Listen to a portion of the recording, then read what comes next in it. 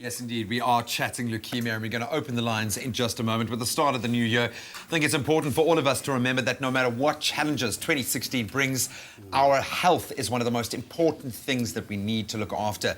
Now, with recent statistics showing increasing cancer rates across the world, this is going to blow your mind. Researchers now believe that at least half of us will hear the words, "You have cancer," at some point in our lives. As we've said today, we're talking leukemia, and with us in studio to give us the lowdown, our resident multimedia health specialist, Dr. Darren Green. We're also taking your calls, 083-9133-728. If you have a personal connection to leukemia, specifically maybe a survival story to inspire us or some insights, please join the conversation. Dr. Darren Green, welcome to 2016, my brother. You too. Good to see you. Obviously, this is a bit of a rough one. Doctor, we want to get straight into the questions. Sure. Also give everyone at home an opportunity to call in this morning. Yeah. But compared to other cancers, I'm told that leukemia is a relatively rare, mostly common amongst children, so a childhood cancer. What part of the body does this cancer affect? It affects the part that manufactures the components of blood. So in other words, your bone marrow and what we call the lymphatic system.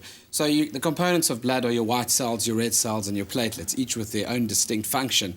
So leukemia involves developing abnormalities in the production lines of those cell types. And specifically leukemia, which means white blood, refers to the white blood cell lines and how they mature and how they develop into abnormal cells that then affect the functioning in the body. And obviously the presentation clinically would depend on the different subline types that are involved. I can't help but just repeat what Graham has said, that, you know, half of us will hear the words, "You have cancer." That's shocking. It's happened in my own family where you don't even know you're walking around with it and it's presented itself. What kind of symptoms are we looking at? I mean, when do you see a doctor? Most people don't know that. Most people don't, and it's actually a diagnosis that's often made when they're looking for other illnesses. Like when you do a normal full blood count for someone that's suffering from an infection and you're not sure, is it a viral thing or a bacterial thing? They do a full blood count and you see, oh my word, there's an abnormal cell count. In other words, grossly elevated amount of white cells, and then if you do this, the differential, you then look at the subtypes of those white cell counts, and that's how it gets picked up. And you did mention that it happens a lot in children. There are different subtypes of leukemia that involve children, and you get ALL, which is acute lymphocytic leukemia, AML, then CLL, and CML. So you get the acute ones and the chronic ones. The acute ones obviously come on quickly, they grow quickly. The amount of abnormal white cells multiplies at an incredible rate, and that actually just displaces the good white cells, the normal white cells in your bone marrow. And that then depletes your ability to fight against things like infection. So you then present with recurrent infections, anemia because of the red cells as well, and then bleeding disorders because your platelet dysfunction might also be affected. I think after one of our incredible survival stories of a young man that went through 2 sessions of this, I've joined the donors list, and it just felt like a massive step forward. How do we treat leukemia? Is it always that drastic that we have to look at a full bone marrow transplant?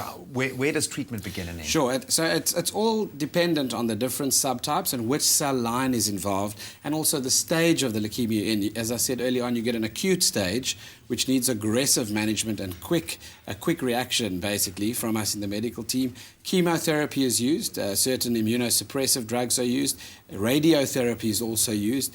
Along with that, obviously, the long-term outcomes are also determined by the subtype that you have. The prognosis is very dependent on which type of leukemia you have and whether or not you respond to that chemo radiotherapy. Then, of course, there's the stem cell transplant and the bone marrow transplant later on, which is you looked at if you can get a match and find a match. And that's why the bone marrow registry of South Africa is so crucial.